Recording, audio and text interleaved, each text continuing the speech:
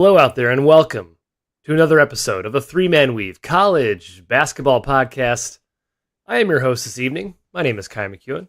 I'm with my good friends Jim Root and Matthew Cox.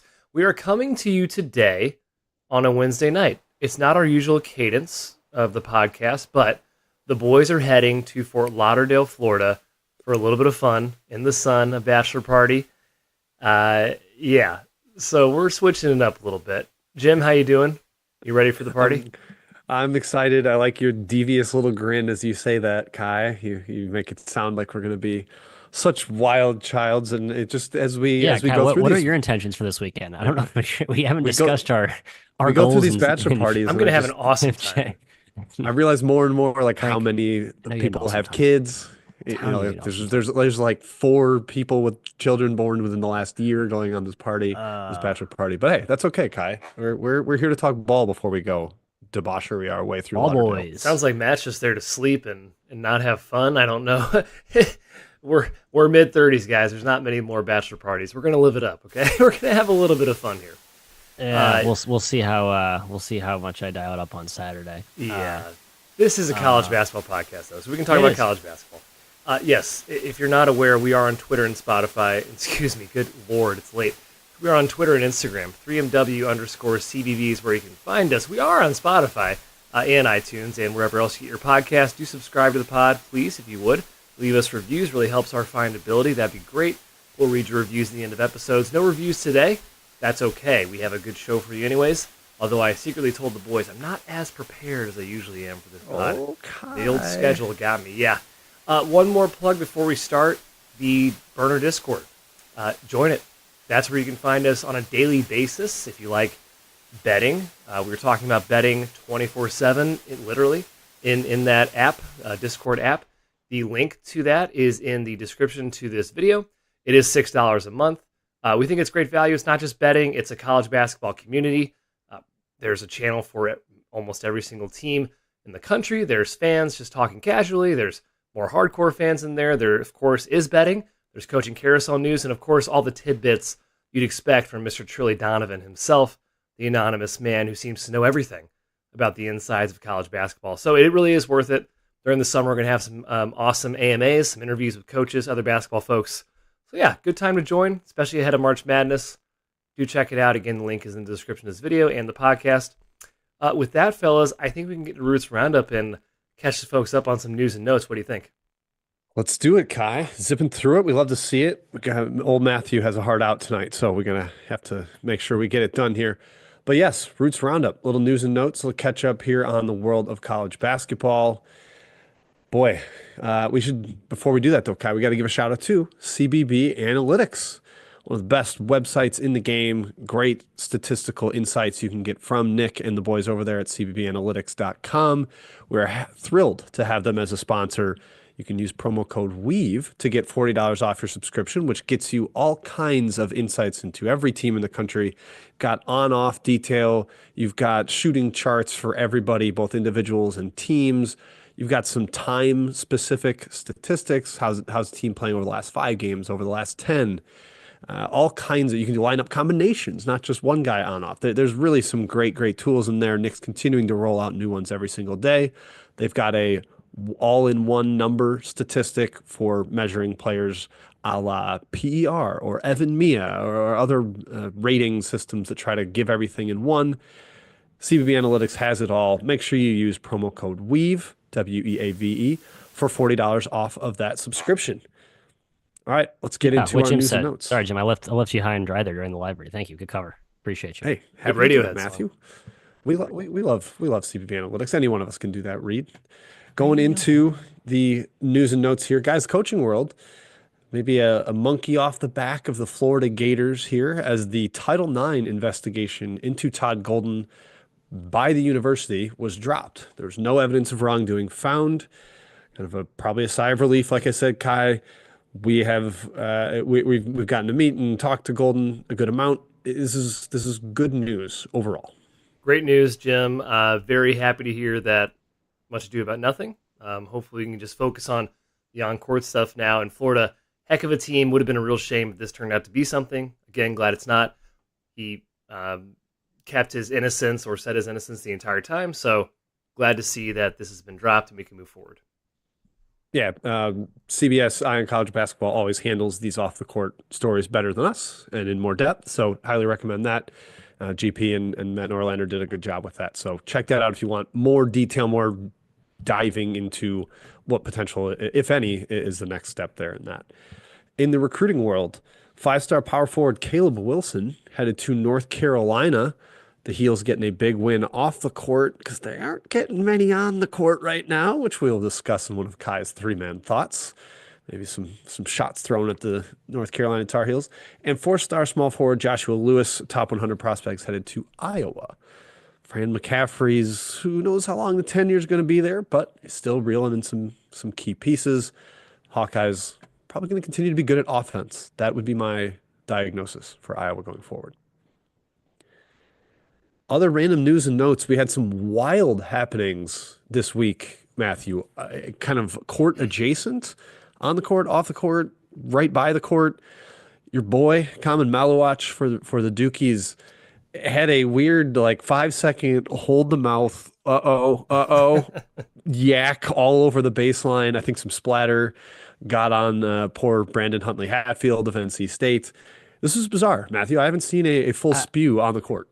It was a heavy volume too, Jim. It was like, I don't know, like what, I guess you usually see someone throw up, you expect like a certain amount of whatever kind, not to get real too graphic with this, but yeah, that was jarring. I've never had that sensation playing a game. Like I've felt tired or lightheaded or had cramps, but like the sensation to barf while playing, I've never experienced that. Like not even close to that. Was he sick, or was this like a fatigue thing? What was It the was an illness? I think it was an illness. An illness, I think correct? there might be a little illness floating through Duke, which also would sort of explain No basically the row. last three halves of basketball when they Fellas, almost got say no blitzed to by no Wake. row. And yeah, fellas, don't play Say no to basketball no if row. you're gonna puke. You're contagious. don't do this. Wow, What soft. What are we doing here? Soft. I hate for the young fella to pass this on to someone else and just barfing over everybody. That's disgusting. Gross. well, Kai, the funny thing Yucky. is they played Wake Forest on Saturday. Cam Hildreth rumored heavily to have I believe illness at Wake Yep. Forest also. So who gave it to who? That's the question. But it definitely seems like it's running through ACC country right now. If you're handicapping games or if you're just looking to evaluate teams, throw the games out when they're ill. The teams never play well. It's always a disaster. So just bear that in mind. This was also followed quickly after by a Cameron Crazy passing out in the stands and security. The full broadcast just showing them carrying her limp body out of the student section, which was almost terrifying, freaky. I've heard no follow-ups, which makes it seem like it's probably nothing bad happened, but it was really jarring because there was a guy wearing a fake baby in the student section. And then they are carrying this body. I'm like, oh, that's a doll too. No, wait, that's a real person. It was bizarre. I did. I think I saw that she's fine, Jim. Good. I don't know if Good. that was. I almost speculate on that one, but yeah, weird. Yeah, I would imagine it'd be a little more public if a Cameron Crazy had strong ill effects off that. So yes, in hindsight, now just a bizarre, wild event.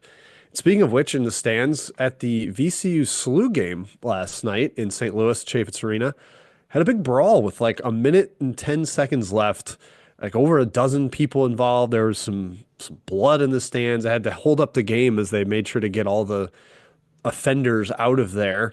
SLU had a big home victory against the heavy favorite in the A10. But Matt, what's happening in your home city, man? Just people throwing down. I know, kind of. We have to answer. I feel like as a found me in St. spokespeople, Louis. yeah, as spokespeople of St. Louis, I feel like I have to answer for these crimes. Although I believe there was, rumors saying it was actually the VCU contingent that started the juice. So that's what I'll finger point. That's what I'll do that, Kai, and I'll point it right back at them. As we all do at St. Louis, Kai, we're about accountability and don't just and blame game. come baby. into the STL and expect to pull Talk that ish crap in our house. Yes. Are you serious? You just can't do against that. this Josh Church coach Milliken team. You're No, darn absolutely. right. Signed 2 guys from the suburbs. Yes, these are the toughest dudes that St. Louis has to offer right here. St. Louis Matthew 6 and Cox 2 and in the Matt. A10 though, as someone said on Twitter, it just means more in A10 country, Jimbo. Just means more. Yeah, apparently. St. Louis opponents shooting 21% from three in 8 games of league play. Good. That Good. one might not continue. Okay, moving on. Actually, that's it, Kai, for Roots Roundup. We're Excellent. flying through it tonight because, again, we're going to lose Matthew in under an hour. So Like let's get over to We've Saw That. 9:10, 9:15, We 9:15. saw Yeah. that. What did we Yeah. see? And we saw a lot. We're going to start with Caleb Love as the show is titled here. So first of all, T's and P's to whoever had Iowa State in that game. It was me. For those uninitiated out there, Iowa State was up shooting free throws. Now, help me out, fellas. They were up by 1 point, I believe, shooting 2 free throws with 2 seconds left. Is that the scene? I can't Uh, remember if it yes. was what the exact time was. It might have been 2.2. This is a 2.2, thought I of believe. mine. This is a 2.2. thought Oh, of it's thought mine. of yours. Okay. I Well, mean, we could just I won't step on brief your it. toes. But what would you have done is I'll- my thought. Yeah, we'll get to that. So, anyways, we'll save that. He makes both. Anyways, Arizona throws the ball in. The body language of Arizona, by the way, during this was hilarious. You watch the guy off the ball from Caleb Love, totally dejected. Caleb Love hits a half quarter. They go to overtime. Arizona then whomps Iowa State in overtime. And Caleb Love, who was horrible the whole game, all of a sudden went nuclear and basically won the game for the Cats. Yeah, it's been probably talked about on every college basketball show, and it's the name of our episode, the Caleb Love Experience. But this was the true distilled, pure, straight to your veins Caleb Love game. I mean, just all over the place during the game, bricking shots, shooting them out of the game. Was 1 for 10 from deep before he hits a 60-footer to go to OT, then buries 2 triples in overtime. I did also tweet something about their first possession in overtime after he made the half quarter. He took like a spinning fadeaway 17-footer that barely hit rim, and I was like, that's such a lock. He's so high on himself after that. Bad shot loading, but he certainly did make some big plays in OT as well. That's what you can get from him, man. The highs and the lows. There's almost no player that's as erratic. And if you're erratic, that means good things happen too, and that's Caleb Love. High variance. And I can't wait to talk about the situation with Matthew during his thought, but you better believe we're putting a pin in that right now, Matthew. So you hold your horses, okay? Pin it. Hey, Pin it. hey, fine. All right. I'm trying to let me at him. I want to get Yes. my point. Almost. Caleb Love Kai, St. Louis's own, by the way. You can find me in Yes, St. that's Louis. right, there it is. Yeah, There it that is is. not one of my favorite songs, I'll have you know, by the way. One of my worst So to be plays. clear. Numbers. We'll It's see not if one you of my sing favorite it. songs. Comedy comes in threes, Kai, so you better sing it a third time at some point in this episode. I will. I will. Almost as unbelievable was Houston, their comeback at Kansas. I say that because the situation truly was crazy. One, we're at the Fog. We're at Fog Allen. It's a place that you do not win because you're playing 5-on-7 or 8, however many refs are in the game. Down 6, Dwan Harris shooting free throws. So Kansas up 6. A minute left, something like that. And 17 seconds left. no, was it? Dwan Harris was shooting free throws up 6 with 17 seconds left. Oh, wow. I didn't know it was that dire. Okay, that's even worse than I thought. KU throws the ball in. Houston steals it quickly, passes it to the 3, get it. And then, are you sure 17 seconds? This is crazy. In overtime, yes. Harris was shooting to go up to 8. overtime. So, yeah. They had a crazy end of regulation, too, where they got a 5-second call Yes. well down 2, and then Jawan Roberts gets fouled, who was 1 for 6 from the free throw line. He made both to go to OT. But then, yeah, in overtime, it was, I can't remember what the exact score was. But yeah, they're down 6. Harris bricks both free throws. Houston gets a 3 with 7.5 seconds left to cut it to 3. Sharp dagger. Sharp from Sharp dagger. way deep. Yep. And Kansas has to call timeout because they can't get it in again. And after the timeout, they still don't run anything good. Uzan tips it away right to Malik Wilson, who hits a 3 for the first time in like a month. Yep. and the rest is history. Yeah, Second Wilson overtime. was amazing in that game. Houston with a 99.6% win probability per Ken Palm. Kansas had that. Yeah. Kansas, yeah. excuse me. Right. Kansas had that. 99.6, Matt. That's pretty good.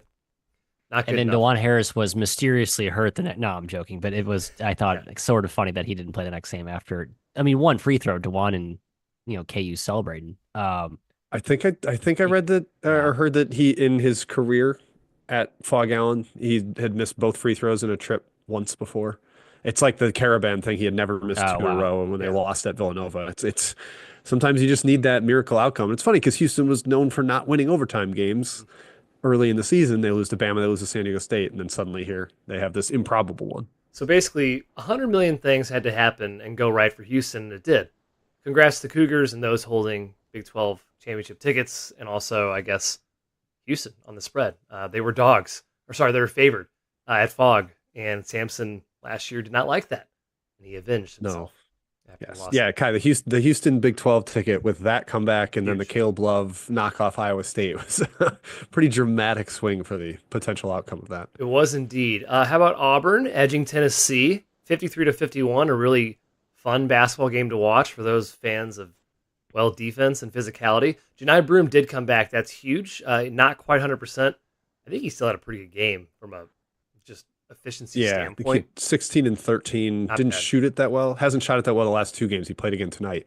But the National Player of the Year race isn't going anywhere, Kai. I hope not, Jim, because we have pretty good numbers on Broom. Or at You least- do. Oh, I do. You do. I never did. Damn it. Tennessee followed that up with a loss to Kentucky. Yikes. And then Zakai Ziegler had a scare. Ankle, knee, wasn't really clear, but he's fine. Came back in the game. He's a gamer. Kentucky still won. Impressive win at Tennessee. So the SEC continues to be really, really tough. Kentucky, I still think they're a top 10-ish team in the country. And then I don't. No, you don't? Really? Just a confession. Gosh. Tell me why. You watch this team, Matthew. Come on. With a healthy Butler, maybe. Yeah, They just they beat- won Okay, at fair. Tennessee Yeah, without fine. Tennessee Butler. without Okay. him. Fair, right. Yeah, no, I agree. But I do think he's like really important to that team. They Yeah. they Well, like, you're- whoa, I look up and like they don't have that many guards. That's sort of like No, I don't.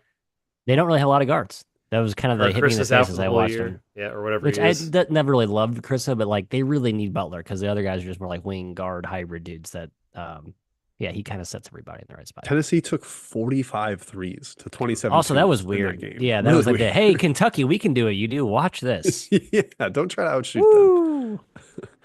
Texas, this actually was shocking. We keep talking about shocking results. This was shocking. Texas, a 22-point comeback to beat Texas A&M.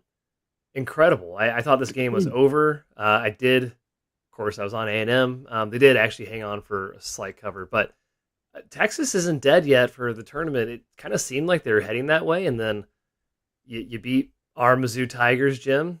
You beat Texas A&M, and suddenly they're kind of right in the thick of things. They turn an 0-3 start in the SEC to 3-4, and okay, Rodney Terry lives to fight another day.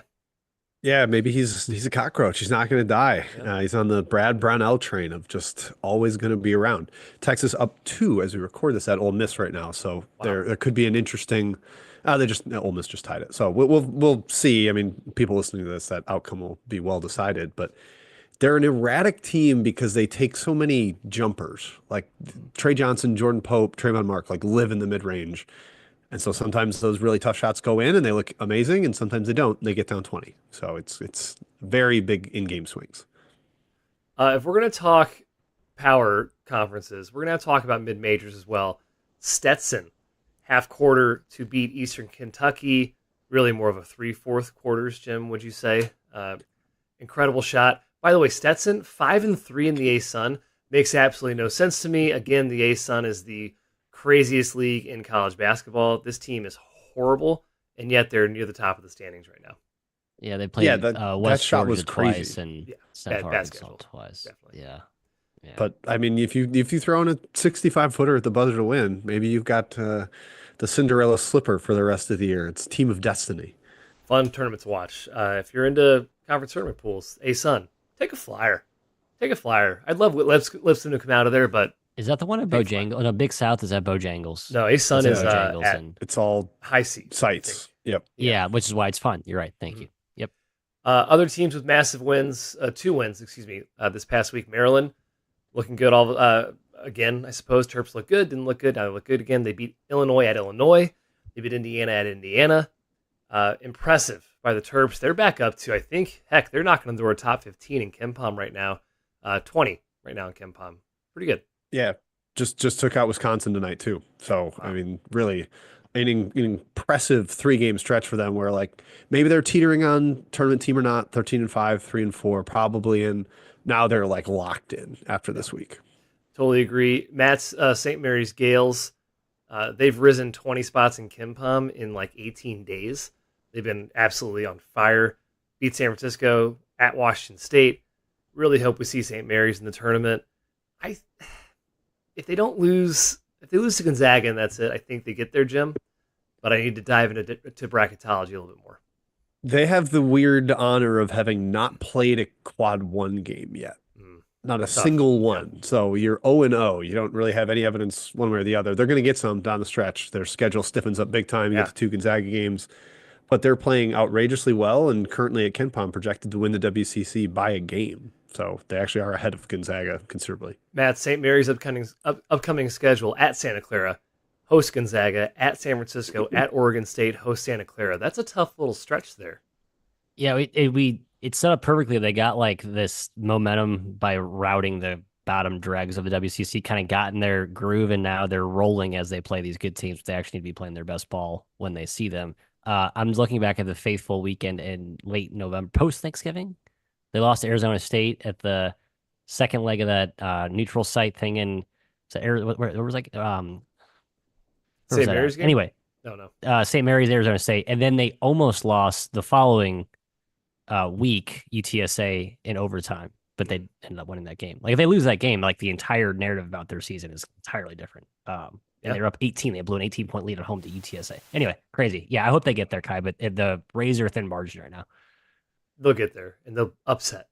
That's the 11th seed. They'll upset the plucky 6th seed. Hope that's not Mizzou. If Mizzou plays St. Mary's, that would really suck. How about BYU guys? They've risen, count it, 14 spots in KenPom in a week.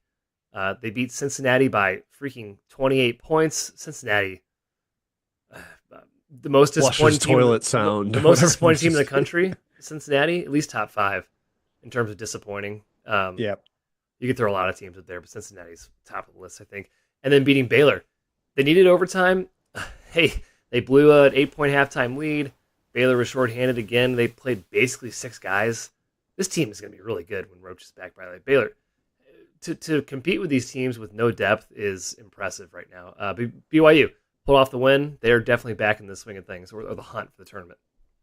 Yeah, they're still like kind of probably outside looking in, but that Baylor one might have gotten them into like the last 4 in type of picture, and they're good enough to really give teams a run once they're in, especially with Demon kind of trending back up as the NBA caliber guy. And then the Cooley Bowl. Yes, Georgetown went to Providence, and they couldn't get it done once again. Ed Cooley is now 0-4 against his former team, Providence. Everyone thought this was the year he'd get them. Nope, not yet. Ed Cooley, 0-4. When Georgetown took Ed Cooley, they agreed to, in principle, that Georgetown will just always have 2 losses in conference or 1 loss in conference. Well, 2 losses when they play Providence. Like you write that game off at Providence. Ed Cooley will never win there. Like he might have a 27-win team in a year or 2. He will be losing at Providence every year. There's no way I see him going in there. Okay. What, against him having a 27-win team? Yeah, I agree. Yeah, okay, I'll bet against that too. I'm definitely going to bet against that. But let's say they were awesome. It's just like the stars will never align in a sense that the gods of basketball will let him go into Providence win that game. Yeah, like, that's okay. I'm okay with it. Georgetown hosts Providence February 19th. So you got to win that game. You got to win that game. Yeah, get your first, get off the schneid against Kim English, get the fans off your back. But Georgetown's lost 6 of 7. It's not looking great. They got pulverized by St. John's on Tuesday night. Yeah. Just horrible effort by Georgetown. God, this team. That's enough. Okay, triple doubles in 40-point games. Yes, high individual efforts. Jalen Jackson for Purdue, the school formerly known as IPFW, but Purdue Fort Wayne, 38-7, 6-2-1 to beat IU Indy on Saturday. Purdue Fort Wayne, I know they're not on the top of the horizon, Matthew. They're going to come out of the tournament and represent the horizon in the NCAA. Oh, I think it's Oakland again. I think it's Campy back to Really? back. Yeah, I think we get all the Campy. Hey, remember me, guys? And then he's got those the not Jack Golke type cool, but like 4-man Jack Golke shooters that people are like, oh, who's this guy? And they got a few guys that can absolutely burn it from 3 still. Yeah, I think it's Oakland. Yeah, Speaking of Oakland, Did you guys see the camping news? I should have put this in the Oh, roundup. Yes. yes. I had referees, mid-major refereeing as a three-man thought consideration. The Horizon referees have just been under fire because Faulkner got suspended too. So Youngstown's coach got suspended, missed a stupid non-D1 game. I don't know why they played that game anyway. But then Campy went absolutely ballistic. Like after the ref in the Robert Morris game, A horrible he call. suspended. The statement was like, "We condemn Greg Campy," and then like the second paragraph's like, "Oh, and by the way, that referee is no longer refereeing Horizon games." Yeah, He's- yeah. he's expelled. They just really slipped that in. I forget. It I was saw the like disparity the in like 5 cents for Campy and then like one for the referee. Like, oh, Yeah, by the way, the- that guy's not going to do our games anymore. the quote tweet I saw was like, "This is the definition of losing the battle but winning the war." Yeah. Yeah, right. So I saw That's another one that great. said, so he was right. Yeah, he was right. Yes, he was right. Yeah, He was yeah. right. It's a Terrible horrible call. Jim mentioned There's a multitude of bad calls, I think. Yeah. Yeah, Jim mentioned Golke. It's Malcolm Christie this year. He's shot 14 twos Christie, and yeah. 153 threes. But he's 31%. It's so awesome from that three. And awesome they just always have one. they have a pair of twins who only one has played. Twins, Basil. The Hoth twins Ah, and Jack Hoth, who first game, yeah, I think he shot 16 threes in his first 30 minutes. He's got hurt again though. So Pretty yeah, good. like if they get healthy, like it's going to be just a fun. I hope they get there, but we'll see. It's a weird league. in the Pacific Northwest, Matt's pretend universe, Max McKinnon, former Elon guard, 43 points. Wow, against San Diego. Yeah, Portland put it on San Diego. The Sea Pilots, Matthew, your boy Max McKinnon. Shout Yep. out. Shouts, wish he was still at Elon. Sorry, my guy, Chanty Liggins. I love you. Tough year this year. But this Every year. Elon team, would be fun with Maxie there and the Simpkins boys. And I believe Max is Australian and so is Von the Koeman? big Von Koeman. I mean, like, why didn't he just stay? I don't get it. Anyway, whatever. Could be like a really fun team. Bad loss section. Nothing brutal over the past week here, but North Carolina almost had a bad one. They needed overtime to beat Boston College, the world beater that is Boston College, Yeah, and they were then like 22-point favorites or 20 and a half, something like that. brutal. Then they lost to Pitt at Pitt. The Heels definitely playing with fire for the tournament. I do have a little thought on the ACC, inspired by the corpse of Wake Forest that we'll talk about in 3-man thoughts. And then finally, coaching. Jim, what did you see in coaching this past week? Yeah, Kai, we did make this initially a bad coaching, and I'm gonna give a golf clap, a happy clap to Matt's boy, Mr. Shire, Johnny Shire, whipping out the zone defense against both Wake and Jim, he NC listens. State. He listens. We called every coach. We implored every coach to consider instituting a zone, and sure enough, Who? Johnny Shire, of course. He's basically the way he said it was like how we've been saying on here, like have the curveball. It's like, yeah, we've been practicing just as a curveball. He turned to Cooper Flagg in the pressers, like, you ever played zone before? And Flagg's like, no. He is a It's zone. just- yeah. He's a one-man zone. Yeah, I mean the team is huge.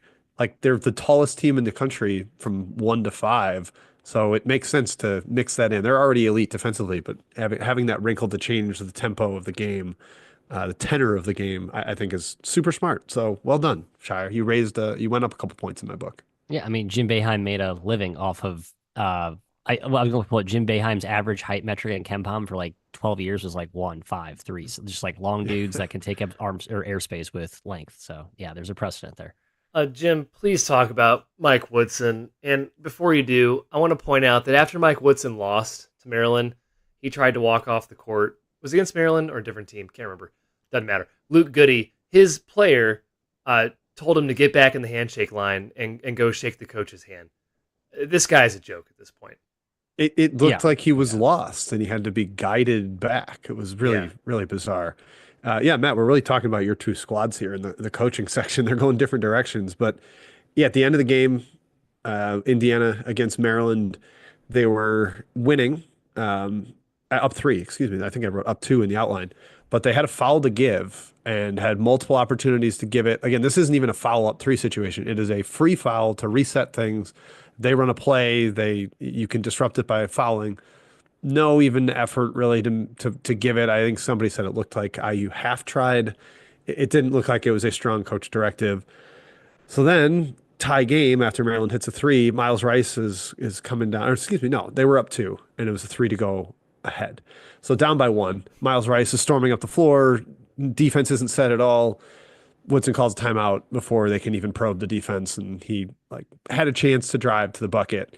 I'd rather have that than Woodson drawing up a play. Does something out of the sideline. They get blocked out of bounds, and that's when the chaos really broke out. Indiana, they send one guy into sub, and the crowd starts booing when they see who's coming out, and then they change who's coming out, and the crowd erupts cheering again. And then they send a second sub in, crowd boos, switch to cheering. It was like this long, played out, like extended almost a minute of like who's going to be in. We don't really know who's going to play. And then they run the worst blob baseline out of bounds play you'll ever see. Two guys run to the same spot in the corner. Yep. Rice fires up a super contested three with no chance to go in, and they lose. It was really a comedy of errors. It's hard to say if that blob, Jim, was player error or the coach not explaining correctly what was supposed to happen. I'm going to go 50-50 on that one. Man, I'm going to give a lot more to the coaches 70-30. considering how unsure they were of who even should be on the court. Yeah, true.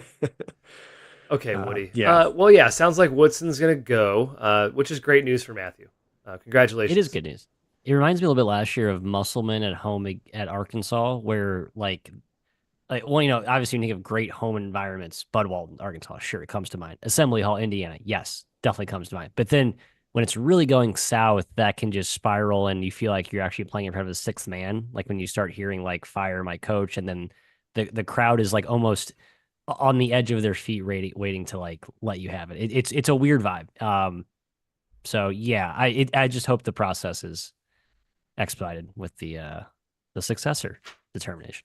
It shall be. Make Brad Stevens say no. All right, let's do it. 3-man thoughts. Before we do, a message from Home Field Apparel from my mouth, because I love Home Field Apparel. Though I'm not wearing it right now, it is the best collegiate apparel in the entire world. Nay, not the country, the world. They make comfy t-shirts, hoodies, joggers, sweatshirts, dad hats, coming out with hockey jerseys. Are you kidding me? I know hockey stuff is cool. I know we're a college basketball show, but I'm going to shout out the hockey gear. Going to get me into hockey a little bit. I think they have some Indiana hockey gear, Matthew. I know how much you love your Ice Hoosiers, which I assume that's what their name is. That's right. The people at Home Field do such an incredible job, and they're such nice people as well. Just good Midwestern folks like us. They dig through archives of your school. They find out what truly is special to your fan base, and they use it to print really cool designs on T-shirts. Can't recommend them enough. You can go to their website today, shop all their stuff, homefieldapparel.com. Use our promo code 3MW and get 15% off this wonderful collegiate apparel. That is Home Field. Wear one for the team. Okay, it's time for 3-man thoughts. Jim, would you like to go first? Sure, I'll lead it off. It's a quick one. Just wanted to give people a little insight or refresher on the race for the 1 seeds. That's a popular point of discussion as we get towards bracket season. 6 weeks, 6.5 weeks away from Selection Sunday. We'll start with Auburn. I mean, they are the lock of all locks. I think they could lose 2, maybe 3 times and still be a 1 seed. They have the most Q1 wins in the country by far. They almost have the most double, right, Jim? Like 11 Q1 wins, I want to say, to like 7. Yeah, there's like 3 other teams that even have north of 6. Yeah. And nobody has 9 even, and they have 11. They're easily leading the country in wins of a bubble. Their resume, they're now a top Ken Palm. Like, it's every single thing is like Auburn's the number 1 seed. It's going to happen. Duke is behind them. Not really going to pass them for the number 1 overall seed anytime soon, even though they have a head-to-head win over them. But Duke is fairly comfortable, especially with the possibility that's now like I think plus 150 that they're going to go undefeated in the ACC. So Duke right there in the mix. Then after that, you get some real question marks. Probably 6 teams for 2 spots with a couple of long shots. Alabama looking pretty good for a 1 seed right now. Iowa State and Florida probably like a true head-to-head coin flip. Who's going to come out of there with the one seed spot? And then Tennessee has a chance still, despite the home loss to Kentucky. Houston, who is starting to stack the wins to go with their incredible analytical profile, got one done at West Virginia tonight, complete a sweep of them. And then Marquette, still kind of in the mix, so their metrics are trailing a little behind. But if they go big in the Big East, they've got a chance. Long shots, Michigan State, they only have 2 losses They and they're never undefeated in the Big lose. Ten. Yeah, they never lose. Purdue, Kansas, probably almost no chance, but we'll at least mention them. I think it's probably going to come from that first group of 8 Yeah. with Auburn and Duke in the mix. But Kai, who do you predict? Who do you forecast to be the 4-1 seeds? Well, it's going to be Auburn and Duke, Jim, for sure. You're going to get another SEC team, uh, whether that's Alabama, Florida, or Tennessee. I'm not sure. And then I think, man, it's a toss-up between Houston did not do enough in the non-con, I don't think, to quite get there. But I expect them to have 1 or 2 losses in Big 12 play. I'll go Iowa State. We'll get the 4th 1 seed as of today. Would be my prediction. Okay, Matt, Yeah, give me quick. Who do I you think Iowa State. I think Houston's sort of lackluster non-con is going to be the separator. Like that. 'Cause my another thought in contention for me was the bottom of the Big 12. It's kind of been, yeah, like the Big 12 isn't nearly as deep or as robust as the SEC, which I think we knew, but the gap between those two conferences, I think, is even bigger than people realize. I think I don't know if they'll show up in the third metrics, right now. but Yeah. it's below, right? Big It's Ten. below the Big Ten, and Big Ten's a definitely better. It's just a better league. It's much deeper.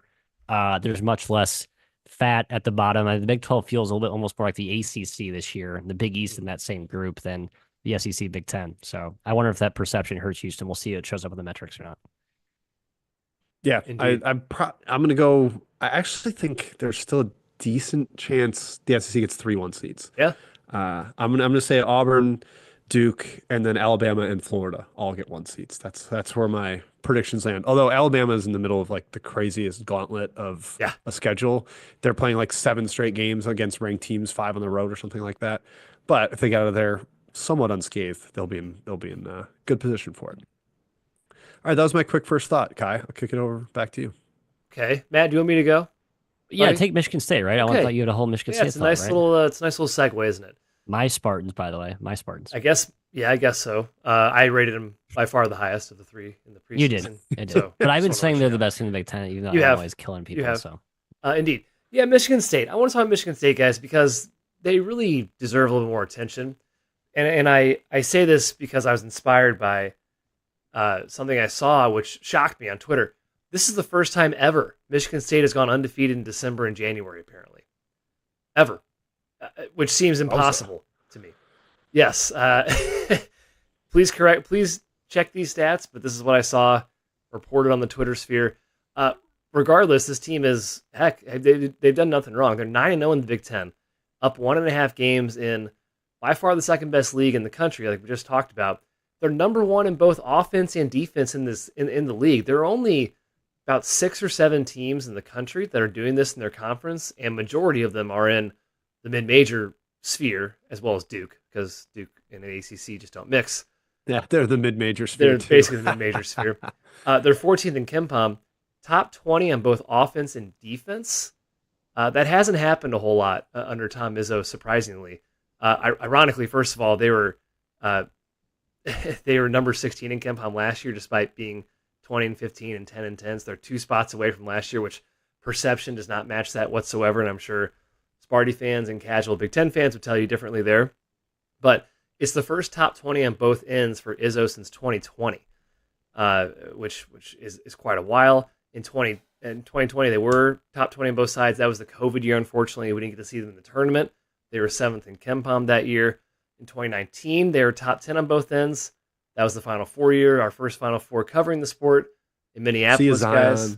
See you, Yes. Zion. Yep, Yeah. number 3 in the country in KenPom. 2018 was top 20 on both ends as well. 6th in KenPom, second round. And then the others, 2012, that was a 1-seed year, Sweet 16. 2001, Final Four. 2000 championship, 1999 Final Four. That's it. This Michigan State team, by analytical standards, has been elite this season for Tom Izzo. Again, surprising. Just when you watch this team, they don't seem like over the top, but they're elite rebounders. They're elite passers. They're elite free throw shooting team, both volume and percentage. And they just get stuff done, Matthew. 18-2, neutral losses, Kansas and Memphis.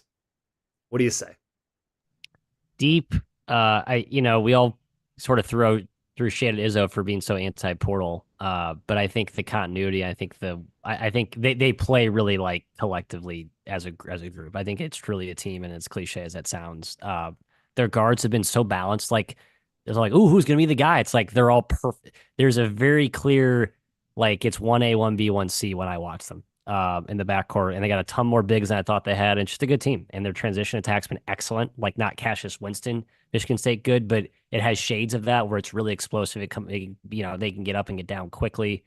And I think they're just a little bigger up front, and they've been kind of soft up front the last few years. Like they have more depth, more size, versatility. Yeah, I'm in. Yeah, these teams that play fast with two bigs have been really tough to handle. Like they get down and they seal in the post and they get a bunch of easy baskets. They haven't lost a game since they put Holloman into the starting lineup, playing two point guards together a lot more. Fears is maybe leading the country in assist to turnover ratio. He's a complete stud at the point guard spot, despite not being a scorer. They're actually making threes in league play. Like they're up to 33%, which is a big improvement from the non-con. Yep, and lo and behold, they have the number one offense in the conference. I know they've played a softer Big Ten schedule, but it's not that much softer than Purdue's schedule or whatever.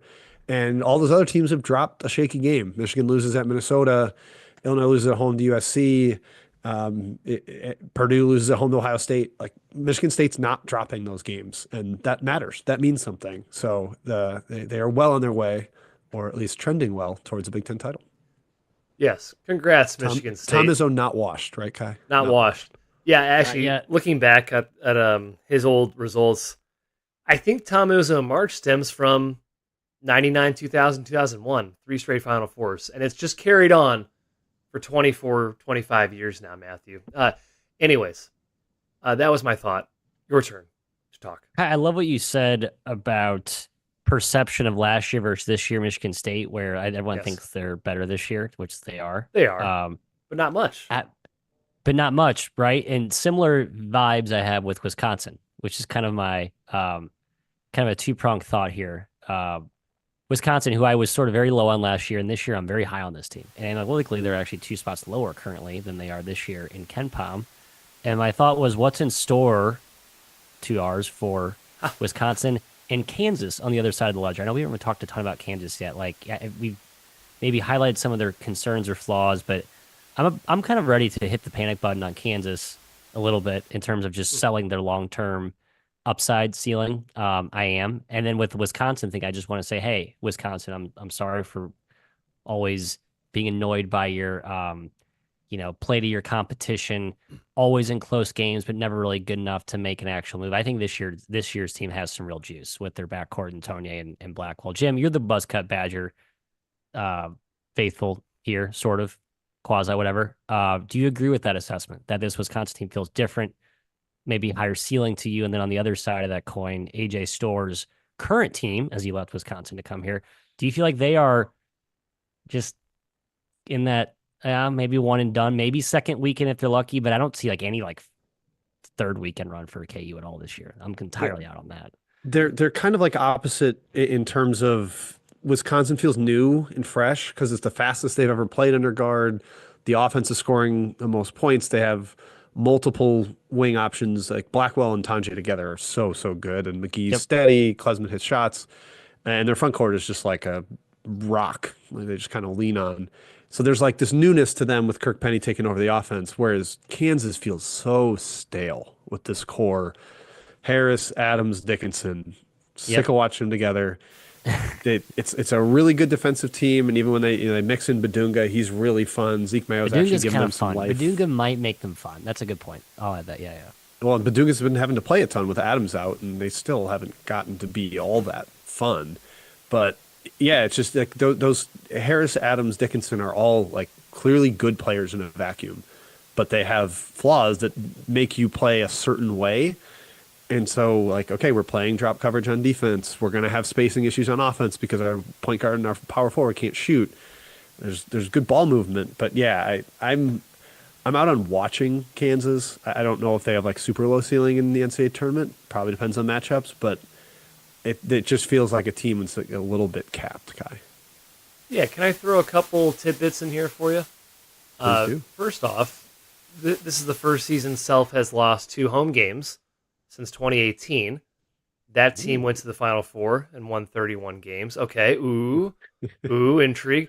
Also, yeah, we're hitting the panic button way too early, guys. Let's remember they should have beaten Houston. They lost by 1 point to West Virginia. Those are the two home losses, and they didn't have Dwan Harris last game against UCF, who is extremely important to this team. I think they're fine, Matthew. Yeah, I'm not really trusting him to go far in the tournament. This is not my favorite team at the top of the totem pole by any means, but not hitting the panic button. Kai, projected 3 seed. I will bet you they do not make the Sweet 16. Put it on the board. Put it on the board. I gotta see who the 6 or 11 is, Matthew. What if the 6 is Mizzou, Kai? What if either. the 6 is Mizzou? Would they do that? Kind of against rules? It's only first round that you can't have rematch. Right, yeah. Wow, Then how about that? We're not losing to Kansas. We're not losing to Kansas. It sucks because you played them this year and beat them. Like that would the only way that ends is they would beat you in the rematch. That's how that ends. That's just how that ends. No, that's gonna suck. You don't want to see Kansas in the tournament. I mean, I do. It'd be the most epic game in the world. Yes. You don't want the letdown from that. No, I think the true to your heart, you don't want the letdown from that. You hope you don't see him. I want it. I'm seeking it. Sorry, go ahead. Go ahead. That's my thought. I just thought I was looking at Kansas and Wisconsin juxtaposed on my screen earlier today, and I just the AJ Store transition, just like, wow, I couldn't have two different polar opposite thoughts about these teams. So there it is. Over to Jim. Back to you, Jim. Back to Jimbo. Okay, just another sort of quicker thought, but it's the best and worst first-year coaches, guys that have stepped in and either done a great job or a couple. Only we're spreading love, we're spreading positivity. It's only a couple first-year coaches that have been outright poor. Just at the top of near the top of the country's rankings, Mark Pope at Kentucky, Pat Kelsey at Louisville, two guys who had to do very, very similar tasks this offseason with replacing the entirety of their rosters. Got them both trending very, very well at this point, especially Louisville's like on a complete burner. I think they have #1 in the country in momentum per Haslametrics. So shout out to those two. Dusty May at Michigan's been outstanding. Mark Byington, kind of similar to those guys as well. From scratch roster. Vandy was not good under Jerry Stackhouse. Felt like they had a ceiling, and nope. Byington breaking through that. Got some big home wins, looking like a likely tournament team. And Darian DeVries, I know they lost tonight to Houston, but they've got 4 huge wins. They're playing through injury to Tucker DeVries, who people expected to be their best player, and they're still on a tournament track as well. So impressive by him. And then more mid-majory, Jared Calhoun at Utah State, Ben McCollum at Drake. Just teams taking off.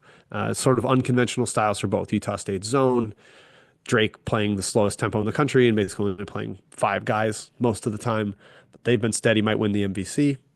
And full mid-major level, Brian Earl at William & Mary, Kyle Fennell at UTRGV. Wanted to give those guys a shout out for resurrecting programs that had been in the absolute dumps. Kai, any of these guys jump out at you as especially impressive? Well, first of all, I just want to say, wow, how many good hires we had this past offseason. These guys have been really impressive. Yeah, we have Mike Woodson at IU and John Diebler at Ohio State. And hey, what's Diebler done wrong? Rodney Terry at Texas. Diebler's been okay. There might be a tournament. Thriving right now. I do want to throw in one more name, and it's very off the radar. Craig Doty, Houston Christian. Yeah. The #1 ATS team in the country, 16-3. They've risen almost 100 spots in KenPom since preseason. They're up to 260, and he's 7-3 in the Southland. That's all like unheard of at Houston Christian, especially the past decade or so. So, Craig Doty, shout out, first year coach. Yeah, Kai, I looked at it. I was like, man, this is the first time in a decade they've been inside the top 300. Yeah, in KenPom. Incredible. Rather impressive stuff there. And I didn't love the hire at the time. His D2 track record is not all that strong, but he's clearly elevated HCU.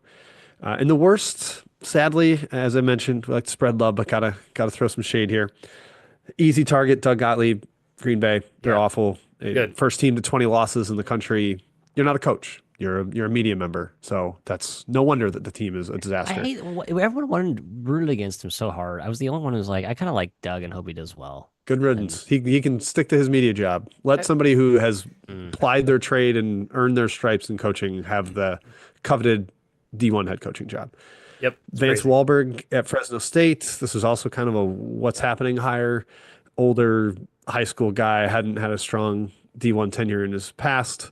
And at the time, I remember Quincy Pondexter was the one who wanted the job, and they never interviewed him. I looked back through some of our ratings and Yeah. was given an F by all three of us in our off-season hirings, and boy, kind of Just feels that that way. red flag. I'm not even ready to declare Wahlberg a failure yet. I'm not even convinced Failure. he's going to be terrible. They have the I'm not. worst Ken Pom ranking in program history in the last Hey, 25 they're up years. 15 spots from when they started, Jim. It was a low bar to start from. But I think the process of like we didn't like the hiring process was like a LinkedIn like career builder thing where it was some robo guy running it. It's like what are we doing here? Like a guy wants to interview for the job, like whatever. It just felt stupid. It felt poorly run, poorly organized, poor process. And then Jim Christian at Canisius. This is a kind of an odd recycled hire. Weren't sure how it was going to work. He had won in that league before, but man, it has not gone well. Only 2 wins there as well, matching the Doug Gottlieb total. Hasn't gone well. And then the last one, someone who got an A from everybody on this show, Dave Smart, Pacific. The team is still bad. They are not all. I mean, they're better than last year's debacle under Leonard Perry, but they're like the same as Leonard Perry's first season at Pacific. Rather shocking with his track record in Canada and serving under Grant McCaslin at Texas Tech. We thought that would acclimate him to Division One. Kai, is it a roster issue, or is Smart just not adapted to this style? I think this is a roster issue, and I keep going back to what he literally said in the preseason, that his team's not it this season, and it's going to be a build. So I'll give him another year to fully give my assessment on what he is at the D1 level. Yeah, there's a lot of stink on the Pacific program after the last couple of years, and sometimes it takes a little time to wash that away, which makes Pat Kelsey even more impressive considering the stink that was on Louisville. All right, that is it for my thought. Kai, back to you for number 2. All right, guys. What is my second thought? It's Wake Forest in the ACC. Inspired by Wake Forest's horrible game against Louisville. This team still sucks, man. We thought they were back. They're not back. You talk about disappointing teams. You mentioned Cincinnati. Wake Forest. Parker Friedrichsen should not be playing minutes for a power conference team. I don't get it. Every time he touched the ball, it was like panic zone. He's not. We got to make a rec team of all these guys that play minutes for no reason. Hafner's going to be on their gym, or Hefner from A&M. We're going to put Galloway on there. We're going to get the guy Mizzou used to play all the time from Colin Van Leer, throwing him on the team. CVL. And they're going to win every single rec game by men's league game by 25, 30 points. But they're just not power level players. Anyways, Cam Hildreth. We mentioned he might have been sick in this game. He has the yips. He's had the yips the entire season. He takes bad shots. Friedrichsen does too. This team has all the yips. He takes bad shots. He holds onto the ball for so long and does nothing with it. Then he just kind of like takes tough shots, misses tough shots. Efton Reed, the poor guy, their big guy, he's open almost every time on the block. Against Louisville, he was showing his numbers every single time, and the guards just do not get him the ball. They don't look at him, or they look at him and look him off. There's one player in particular, wide open, didn't get the ball. Wake takes a bad shot. And then Reed, he kind of loafs back on defense, and he allows a layup. I kind of almost don't blame the guy. He's getting ignored on offense, and why should he try on defense if he's not going to get the ball? That's not a good attitude to have, but I understand the pain there for Reed. Hunter Salas rocks, but he's almost lackadaisical at times too. He kind of takes plays off. It's kind of my turn, your turn. Maybe he's afraid he's not going to get the ball back if he gives the ball up. There's just no go on this team, Matthew. That's my Wake rant for a second. I'm going to breathe and talk about the rest of the ACC, but what's your Wake thought? Yeah, no, I agree. They had pieces I thought they could really click, and they just haven't. And maybe we just looked at the roster wrong. I don't know what we missed. Maybe we thought more of Tyler Johnson coming in. Like we thought he'd be a bigger piece earlier. But yeah, it just doesn't. There's no cohesion to that team. I think Forbes is like, we're going to be a defensive team now, and went ugly, which is kind of. I mean, I guess that's what worked for him in East Tennessee State, but it sort of doesn't really jive with the roster he had. At least what it looked like last year when it was fun. Though it was erratic, it was fun last year. This year, it's maybe he can squeeze a path to the tournament with a more gritty approach, but it just doesn't. I don't like watching it. It's not a team like Jim back to point. It's a team I don't like watching. Kansas and Wake are teams I do not like watching. Horrible Horrible to watch. watch. Man, you're saying like, oh, he was more defensive team. Every one of his East Tennessee State teams was That's better right, better offensively than this offensive. team. It's just This they is were like the good worst offensive because offense. it was an offensive rebounding driven offense. Like it wasn't always like skill and I pizzazz, but yeah. I think I mean, Forbes is kind of given up. His it body seems like he doesn't language, like this team. Yeah. yeah, his body language. He's not calling timeouts when he probably should to stop the momentum. He's kind of throwing his hands up on the sidelines. I don't know. Anyways, The one thing that's like maybe they're not dead is possibly the flu. Like we said earlier, if they had the flu, throw those results out. sure. And they did put a 25-4 run on Duke. Like that's really Yeah, that's hard to very do. good. Very good. 25 to 4. But I think there's a version of this team that has juice in there, but they have seemingly no ability to access it, which maybe makes me wonder if they just like personality clashes and they must not like get along. I know it's weird. Matthew in the background. Is he letting his dog out on like the 100th floor to go pee? Yeah, taking a tinkle. It's, it's funny. Louisville, legit good. They just killed Wake. I'm on board. They're deep, dynamic, can shoot. Louisville's good. Clemson, been on board all year. Tough, old, good team. Duke, they're Duke. Everyone knows about Duke. Yes, 1 seed with a bullet. Those are the 3 good teams in this league. UNC's out. They don't have it. This team has no juice. Don't like them. Get them out. Pitt, jury still out for me on Pitt a little bit. They're borderline for the tournament right now. They needed that win against UNC. They got it. Still, something feels a little bit off. And then everyone else in the ACC, guys, with no offense to SMU and Stanford, who have kind of played okay here and there, this league just needs a major facelift all around. And we kind of talked about it either in the Discord or on this show previously, Jim. The coaching just isn't there. The coaches in this league, from a macro standpoint, are just not quite there. Yeah, I don't think I've loved a lot of the hires in recent years, but some of the ones that teams you just mentioned that are trending up, like Stanford made a really good hire. Louisville made a really good hire. They went out and did a search and found guys that had won previously. They're not nepotism hires of, oh, our legend bestowed this crown on the guy and it's too big for his head, but he's going to try to wear it. Those hires just have not worked out at all. It's diluted the coaching talent in the league. I wanted to note, Kai, in Louisville, I mentioned Duke has like a 40% chance of going undefeated in the league. Louisville's going to be favored in every single game they're playing the rest of the year, with no game less than 62% with the chance to win. Like they have gotten through probably the toughest, or definitely the toughest part of their schedule. They play one top 70 team the remainder of the year. It's Pittsburgh at home. There's a chance they go like 19-1 in the ACC. Yeah. They're technically 2 games back of Duke because they lost head to head, and that's the tiebreak. But they look great, and there's no reason to see them stopping. But yeah, ACC could be tops 5 bids, but you're probably gonna get like 2 teams in Dayton at that point. There's only 3 that feel good about it. Yeah, for sure. They'll probably get, I'll say 4, and Louisville could get like a top 2 or 3 seed. They could be a 3 seed or even a 2 seed in the tournament, especially if they go 19-1 in the ACC. It's crazy. So ends my second and last thought, Matthew. Yeah, the ACC's sad. It's funny. I feel bad listening to like Mark Madsen in his weekly pressers on the ACC stuff, and he's like, "Oh yeah, this travel's like worse than NBA travel, like the West Coast East Coast thing." It just feels like such a very unserious conference with the West Coast editions and how they kind of shoehorn themselves into what they have. So yeah, I don't feel bad for him. I don't. Matt, do you have another thought? Yeah, situational free throw. Here we Yes, go. let's do it. So just real quick here, Arizona up 1. Sorry, up 2. Up 2. Iowa State was up 1, right? Sorry, Iowa State's up 2, Up shooting 2? free throws. Okay. Missed the Sorry, first. up 1, make the first. Yep. Now you're up 2 with 3 seconds to play. That was not the case here. He did. I guess it's the same, but they were up 2 and he missed the first. Up 2 and he missed the first. So yeah, regardless of whether you're shooting your second free throw and you have a chance to go up 3 with, I think this is sort of There's 2.5 seconds tops. There's 2.5 seconds in the situation. Yeah. I think I've always been team, if it's less than 5 seconds, you should be good enough at missing free throws to miss a free throw where there's absolutely no chance that someone can corral and take a high quality shot. Because the alternative is you make it. Okay, great. You're up 3. So the worst that can happen in theory is overtime, right? But the quality of look you can get off of an inbounds and in some sort of set, I think is, way higher than if you just execute practicing missing a free throw.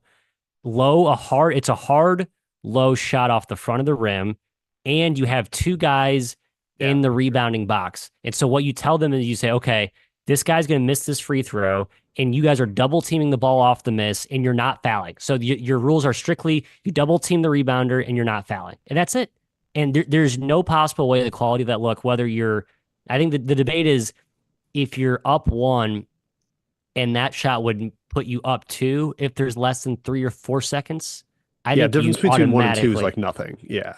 Yeah. I mean, I think you could argue that if you can go up 3 and secure yourself over time, you do it. I think you still miss it. If you're up 1 to go up 2, you definitely miss it because the odds of that out of bounds play going the other way would be a 2 is so low. Like it's not like, the Christian Laettner thing is, that's not going to happen. So, anyway, just frustrating. I think most coaches it feels like too gimmicky of a thing for coaches to accept it, but I think it's the right approach. If you go shoot 10 free throws at your local gym and want to look like an idiot, you can, I promise you, just take 2 or 3 when no one's looking, just throw the ball really hard at the front of the rim.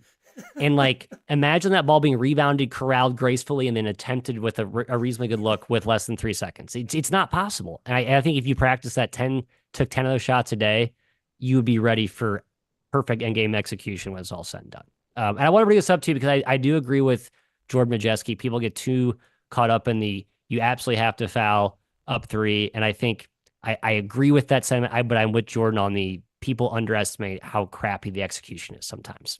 And the counter of trying to draw the foul on the shot. So execution is bad. And if you see the foul coming, like UCF did against Kansas, you can shoot, which was and that very probably should clearly have been shooting 3. foul in my opinion. So yeah. But that one also had the trying to miss, Darius Johnson trying to miss, and he accidentally switched it, and you could see him frustrated. So it is that's harder. Okay, worst case you made it. Okay, crap, but whatever. It's better than. Yeah, I don't know. I think the cutoff for me on the whether to go up 3 or stay up 2 and purposely miss is 1 second. I think with enough time to get a dribble or 2, I'm taking worst case tie. I'm taking, okay, he has to make a 60-footer and we still have a coin flip chance to win in overtime. That's enough for me to not have a chance of losing in regulation. But if it's literally 1 second where they can't even get a dribble out from under the bucket, then I'm okay with missing on purpose. Kai, that's where I land. I'm saying 3 and below. I agree with Matthew here. It's true. If you really miss five or more, no, you just make it. But if you're, I think 5-4, especially 3 or less, you just don't mess with it. It's 1 or less for me. It's 1.2 or less. If you go to the gym and you miss like he's talking about, it really is impossible.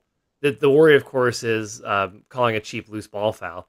You just have to make sure you don't do that. So we'll get this. If you miss the rim, right? You have to hit the rim, right? If you miss the rim, you throw it hard, you miss the rim. It's out of bounds anyways. It's out of bounds. It doesn't matter. It's fine. Who cares? Well, then you're up 2. You have a 1 plus point. Fair. Okay. Yeah. I don't care. My point is this can be very much, your execution can be honed pretty close to perfection here. If you take a minute a day out of your practice schedule. I think you're correct. I don't think Arizona ran a good play even anyways to get the ball in bounds. They settled for a 60-footer. They tried to throw something down. They just got love streaking any shot. Yeah, I agree. Yeah, but we're obviously scrutinizing a play in which a guy made a 60-footer, so it's kind of tough.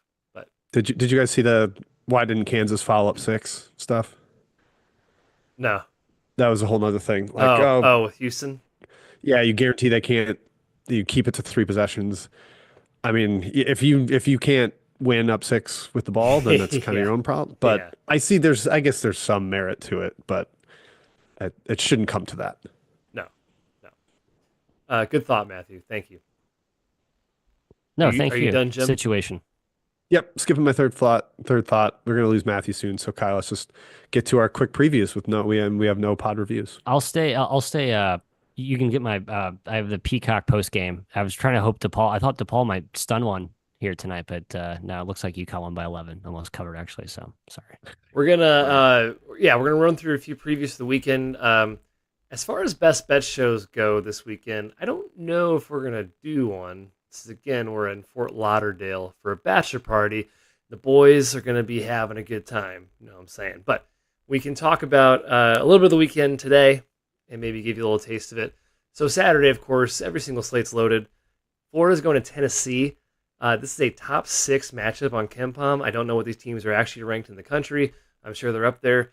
Matthew, Florida's number 2 offense in the country right now. Tennessee's number 2 defense. Unstoppable force, movable object. Tennessee off 2 losses. Maybe a little bounce back opportunity for them. What do you think? Tennessee at home. KenPom's got it -3. Yeah, I just think Tennessee, the SEC home, when you have some revenge and a team that you trust, I think Tennessee wins this one. Pretty. I think it's a close game though. I don't think it's a blowout, but I do think it's one that Tennessee finds a way to win. Zakai Ziegler, are you healthy? Yeah, he's Question mark. That's the big question. Yeah, he came back. He looked fine. I'm sure there's gonna be soreness. I think it was more of like a scare where he's like, "Did my knee pop? Oh, I need to look at this." And the concern was palpable. That was the report on TV that the concern was palpable in the tunnel as they were looking at him. But he came back and played. I have a tough time seeing Tennessee losing twice in a row at home, 3 times in a row overall. Florida's riding a little bit higher, and that first game was just all-time horrific shooting performance from Tennessee. Just once it got going, they couldn't stop the ball rolling down the hill anymore. I think Tennessee gets back a big win here against Florida.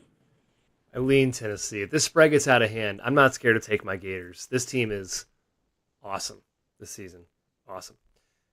Baylor, Kansas. This one has high intrigue at Baylor in their high-angled camera venue.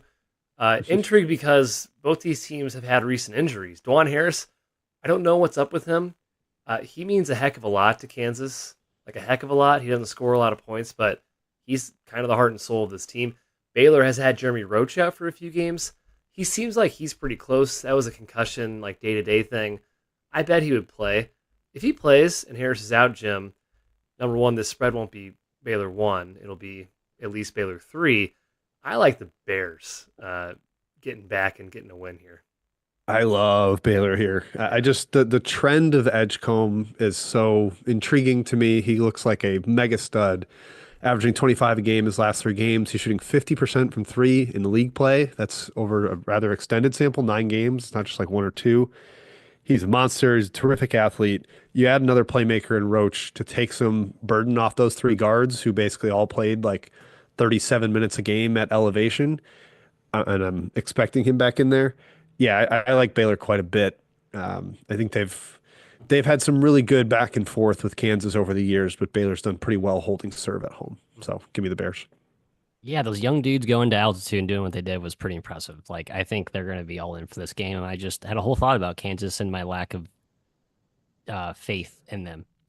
We'll see. Maybe back in small Kansas on the road, adult team, they might play better. But I like Baylor. Man, you're right. Those freshmen, a microcosm of how good this freshman class is, like top to bottom. It really is an awesome freshman class. On the WCC on Saturday, we get Gonzaga at St. Mary's. And if St. Mary's wants to win the WCC, win this game. And you basically did it. Gonzaga's got 2 losses in conference play. Gonzaga needs to get this win. Right now, they're like hovering around the 8 line, 7 line in the NCAA tournament. That poor 1 or 2 seed that draws Gonzaga. Matt, Gonzaga reminded us exactly who they are by beating Oregon State by 38 points last game. That's right, 38 points. Oregon State's good this season. Gonzaga just waxed them. Your thoughts on this game? Basically a coin flip in the market, most likely. I would have said St. Mary's confidently like a week ago, but I like that Gonzaga had they kind of had a fire lit under them, I think. And few talked about their defensive refocus thing, and they made the lineup switch with putting my guy in Ascensi in there, and they played really good defense. Or so maybe there's like this new this Gonzaga defensive wave that's coming. We're going to see like not great Gonzaga defense, which I don't think it's really possible with this roster, but a better defensive effort more consistently is what I think we would expect from this team if they want to be the elite team we thought they would be. I think the timing of that shot in the ass was well timed in prep of this game. Against a very good, close competitive game, I think St. Mary's wins it. I think a week ago I would have said St. Mary's wins comfortably, but I'm not going to go that far right now. Yeah, I think this is like true coin flip stuff. If you give me 3 points on either side, I'll bet the team that's getting 3. I think that's how intriguing it's going to be. It's not going to get to 3 either way, but that's where I kind of land on it. St. Mary's potential look ahead spot tonight. Nope, they're up double digits on the road at Santa Clara, defending their butts off. That team is all the way legit. Gonzaga's won their last 2 games by a combined 81 points. One of which was against Oregon State, a top 75 team. So yeah, they're looking like they're trending up to like the lineup change Matt mentioned. I got no lean here, Kai. Just a coin flip and excited to watch. St. Mary's record against top 60 teams this year, 1-3. St. Mary's record against top 30 teams this year, 0-0. Gonzaga's going to beat them. Yeah, hey, they might get the first Q1 win tonight, though. The Gales at Santa Clara. Number 63.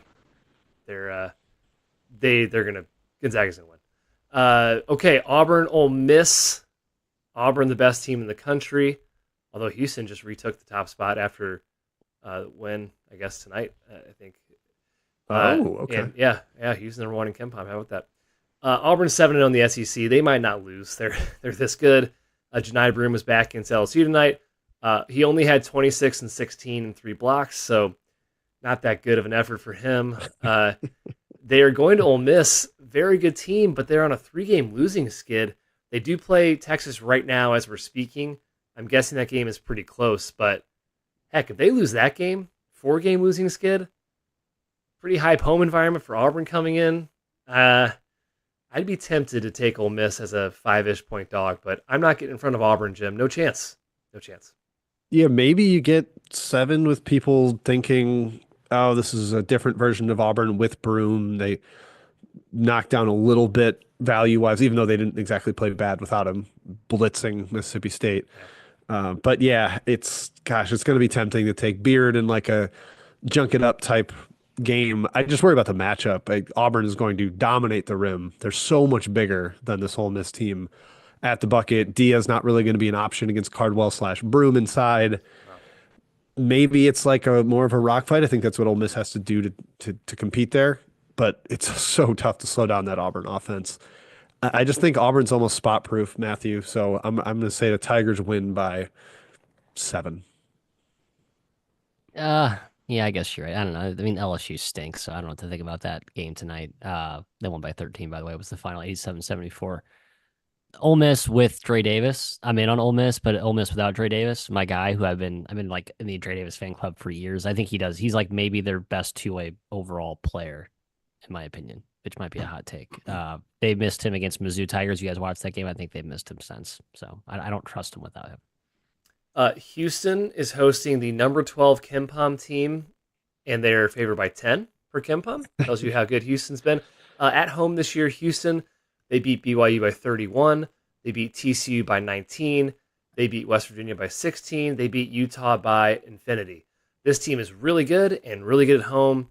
I understand Texas Tech is very good. I like Texas Tech. They have no Darian Williams right now, although they took care of business against TCU. Ho hum.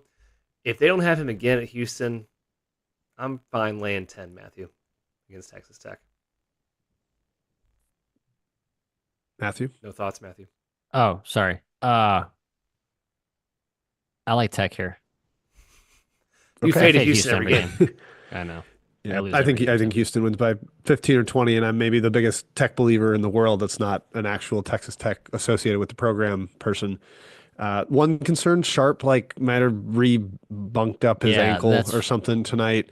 Didn't look all that great, but I'm having a hard time worrying that much about it with how good Wilson was against Kansas and how good I think Arsenault just is. Arsenault is incredible, and he actually gives them a little more size, athleticism. They're almost better defensively. When it's Uzan, Arsenault, and 2 of those bigs, it's like 4 of the top 10 defenders in the country. So I think Texas Tech's going to have trouble scoring without the playmaking of Williams. Yeah, even if he plays, I still like Houston. He does actually look like legit. I've been kind of a cynic of him. He looks good now. He did not look like this in December. More than good. National Player of the Week right now. National Player of the Week. He looks very good. Houston 9-0 in the Big 12, 7-2 against the spread, 6.5 cover margin in conference play. They've been covering and winning at a high rate. Finally, Mizzou goes to Mississippi State. Huge game for our Tigers, Jimmy. 5-point dogs for KenPom. Mississippi State's really good. Chris Jans, fantastic coach. They've played overtime games, 2 of the last 3. They lost to Tennessee. They got Alabama today. Yeah, in a shootout tonight. With Alabama right now. Yeah. Okay. Now they're hosting Mizzou. Do we have a chance? Are you saying we have a chance? I think there's a lot of points in this one, Kai, but ultimately, I Josh think Hubbard Mississippi got State. hurt. This is Uh-oh. That's that I well, did not see. So I like hurt guys. hard to really handicap this game without Hubbard because he is such an integral part of the offense and setting up teammates and really just attracting defensive attention. Mizzou does have guys to throw at him. Anthony Robinson's a great on-ball defender, even if he is out there. But Kai, this one feels situationally like a big Mississippi State effort. I would not bet against them. Matthew, Caleb Grill leads the nation in 3-point percentage, just FYI. Yeah, nice shooter. Could have used him last year. Could have used John Antonio last year. Mizzou has Tanjay. Yeah, Matt. Tony. Really could have. Would have been Tanjay. great. Probably wouldn't have gone 0-19 had those guys been around. Finally, we turn the page to Sunday for a Big Ten matchup. It is the Big Ten's day all of a sudden Sunday. Ohio State. Matthew just crapping on Ohio State.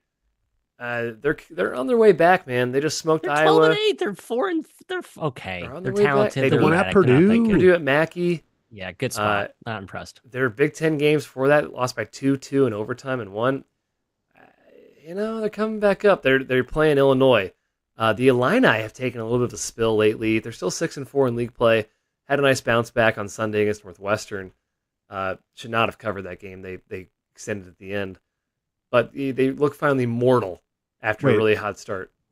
Illinois was up 20 that whole game, I thought. Oh, were they? Oh, they blew the cover. They blew the lead and was the opposite covered by way. like a half point. Yeah, it was a garbage comeback. I will forget that part. But before that, they were losers of 3 of their last 4. Matt, Ohio State or by Illinois? 20. Wow, by Illinois by 20. 20? And I got it. Yep. Bangs gavel. Okay, All right. he's out. Toodles, Matt. We love you. I think this is a competitive, Kai. I do Ohio too. State hasn't gotten blown out by anybody in a while. And no Ivasic for Illinois with his mono battle. Yeah. The Eva Smooch is what I'm calling him. So I think that's a problem. He's big time rim protector, great passer, helps facilitate things in their offense. And Illinois is not really making shots in league play right now. I think Ohio State hangs. I think they hang too. Yeah, 7 per Kim Pom. Sure, that sounds about right. Okay, that does it. Thank you to Matt. Thank you to Jim. Thank you to me, Kai. You're welcome. That was our podcast. Again, probably not going to do best bets this weekend if we're being honest, just because we're out of town again for the bachelor party. We'll try to be more active in the Discord. We'll be active. Yeah. Good plug. We'll be very active in the concession, so get in Discord. there. Yeah. Yes, we'll still have best bets in there, so check that out. The link to sign up for that is in the description of this video and on the podcast feed if you're listening to the podcast format. $6 a month. Great deal. We talk betting all day. We talk college basketball all day in general. Thanks again. We'll be back next week with a podcast episode and then best bets the following weekend. Cheers. Enjoy basketball.